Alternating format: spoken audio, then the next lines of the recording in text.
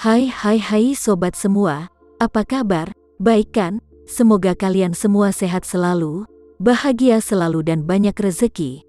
Kali ini Mimin mau melanjutkan cerita dari novel Menantu yang Diremehkan. Semoga cerita ini bisa menghibur kalian semua ya, dan bisa menemani hari-hari kalian semua. Oh iya, jangan lupa bantu like dan komen ya biar Mimin tambah semangat uploadnya. Kalau begitu yuk langsung saja ke ceritanya, cekidot.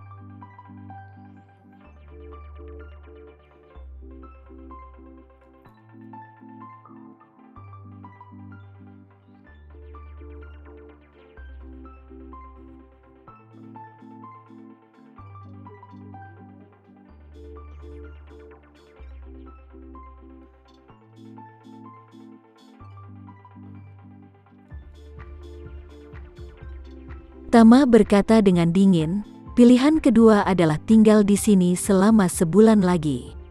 Di bulan ini, jika kamu ingin berdoa, maka berdoalah. Jika kamu ingin menjadi gila, silahkan kamu menjadi gila. Menakutkan bukan? Aku akan melihat moodku setelah sebulan ke depan. Jika suasana hatiku sedang baik, maka kamu bisa langsung kembali. Tetapi jika suasana hatiku sedang buruk, aku malu, aku mungkin harus menahanmu untuk sementara waktu dan melakukan yang terbaik sebagai tuan tanah. Cynthia Renza sama sekali tidak bisa berbuat apa-apa dan hanya bisa benar-benar menerimanya dengan pasrah. Meski masih membenci Tama di dalam hatinya, setelah perkataan Tama ia jadi tidak berani untuk melanjutkan tawar-menawar dengan Tama. Ia telah menyadari bahwa karakter dan gaya akting Tama tidak dapat ditekan oleh dirinya sendiri. Selain itu, Jakarta adalah wilayah kekuasaan Tama, dan lelaki tua itu juga menghadapi Tama sekarang cucu kesayangannya. Dia tidak punya cara lain kecuali bersabar menghadapi kenyataan. Jadi, dia hanya bisa menekan semua amarah dan ketidakpuasan di dalam hatinya, dan dengan jujur berkata, "Oke, aku pilih yang pertama." Tama kemudian mengangguk, lalu berkata kepada Johan, "Johan, kamu telah mendengar semuanya. Dalam 7 hari ke depan, kamu harus meminta orang-orangmu mengawasinya dengan ketat. Jika masih ada lagi yang berteriak-teriak, beritahu aku secepatnya." Johan mendengar itu buru-buru berdiri tegak dan berkata dengan keras, "Tuan Tama, jangan khawatir. Aku akan terus mengawasinya dengan hati-hati." Tama kemudian bersenandung, lalu berkata, kalau performanya bagus, segera setelah 7 hari berlalu, dia akan langsung dibawa ke bandara, dan tidak perlu secara khusus meminta instruksi dariku. Baik Tuan Tama. Tama kemudian memandang Cynthia Renza lagi dan berkata dengan serius, "Bibi, bukan tujuanku untuk menahanmu di Jakarta. Itu adalah kunci untuk membiarkanmu belajar menghormati orang lain. Aku sudah mengatakan apa yang perlu aku katakan, jadi kamu bisa melakukannya sendiri dengan baik." Setelah berbicara, Tama tidak repot-repot mendengarkan apa yang dikatakan Cynthia Renza, dan segera berbalik dan keluar. Cynthia Renza saat ini sangat marah, tapi dia tidak berani menunjukkan ketidakpuasan di wajahnya. Ia bahkan tidak berani melampiaskan emosinya dengan berteriak, karena takut anak buah Tama tidak akan bisa toleransi dengannya.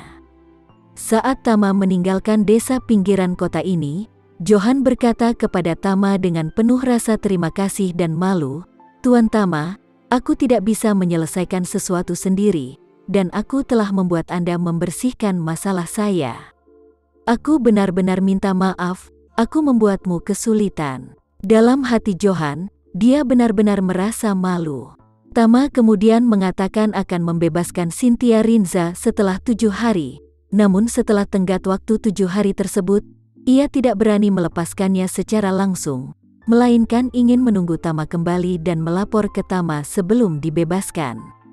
Namun, dia tidak memikirkannya saat itu, jadi dia menyinggung Cynthia Renza dan tidak tahu apa yang akan terjadi. Bagi Johan, orang seperti Cynthia Renza adalah orang-orang berpengaruh besar dengan kekuatan dukungan yang hebat. Jika dia ingin menghancurkan keluarga Johan dan rekannya, maka Johan tidak memiliki kemampuan untuk melawan sama sekali. Jadi dia sangat bersyukur Tama Renza datang saat ini dan membebaskannya dari masalah ini untuk dirinya sendiri. Apalagi dia sama-sama berterima kasih kepada Devano. Kalau bukan karena pengingat Devano, dia mungkin tidak akan pernah memikirkan ini. Kemungkinan besar ketika Cynthia Renza membalas, dia masih belum tahu kenapa dan siapa. Melihatnya berterima kasih pada dirinya sendiri, Tama melambaikan tangannya dan berkata, "Kamu melakukan sesuatu untukku, jadi kamu tidak perlu bersikap sopan kepadaku, Johan." Setelah selesai berbicara, dia melihat ke arah Devano di samping dan berkata, "Devano, Raya Sucipto ada di hotelmu sekarang, kamu harus mengawasinya dan juga membantuku memperhatikan setiap pergerakan keluarga Sucipto saat ini." Devano segera mengangguk dan berkata, "Tuan, jangan khawatir, saya akan mengatur seseorang di Surabaya untuk membantu saya mengawasi keluarga Sucipto." Kemudian Tama berkata, "Oke, Johan, ayo pergi, Devano akan mengantarku pulang." Tama kemudian duduk di Rolls Royce milik Devano, dan yang pertama ia lakukan adalah menelepon Nanako, yang berada di Jepang. Di satu sisi, dia ingin melaporkan keselamatannya, di sisi lain, dia ingin menanyakan tentang situasi di Jepang. Lagi pula, pelarian Raya Sucipto dari tahanan penting seperti itu mungkin tidak dapat diterima oleh Departemen Kepolisian Metropolitan Jepang, pasukan bela diri Jepang, dan seluruh bangsa Jepang.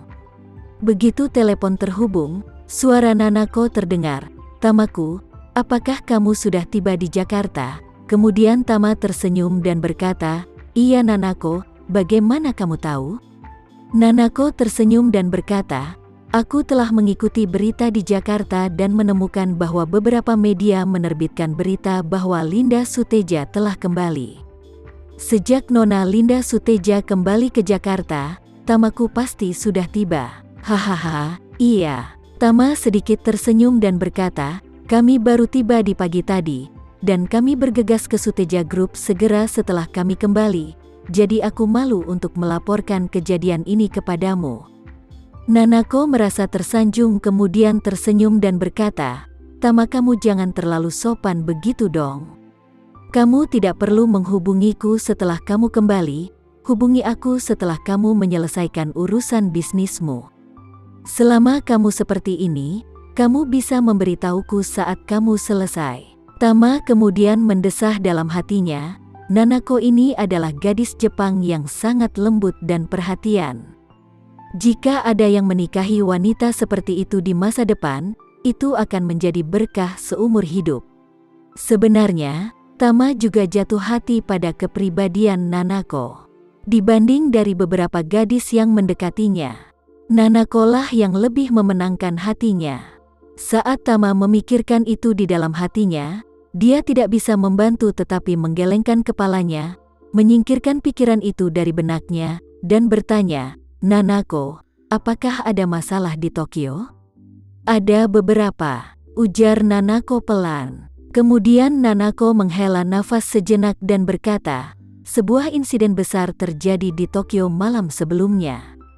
Raya Sucipto, penjahat kelas kakap yang membunuh keluarga Matsumoto, melarikan diri dari penjara.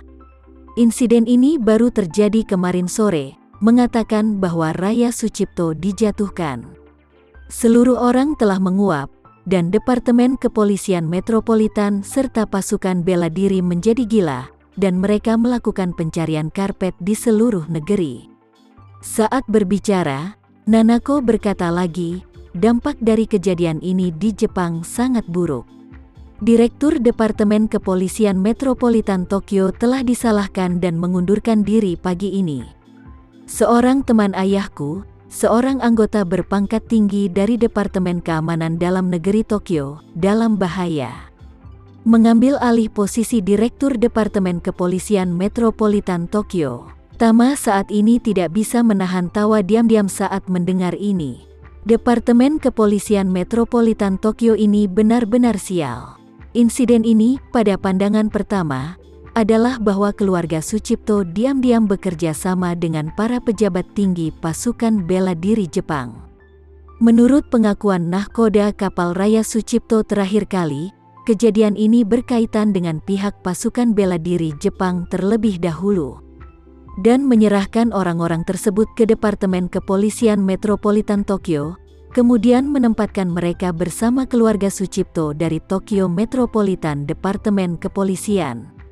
Orang tersebut diganti, dan kemudian masalah tersebut dilemparkan ke Departemen Kepolisian Metropolitan Tokyo. Mereka awalnya menginginkan Departemen Kepolisian Metropolitan Tokyo untuk disalahkan, dan kemudian pasukan bela diri akan menangkap Raya Sucipto lagi untuk meningkatkan pengaruh dari pasukan bela diri Jepang di negara tersebut. Tapi mereka tidak menyangka di tengah masalah ini, Tama tiba-tiba muncul dan membawa Raya Sucipto kembali ke negara itu.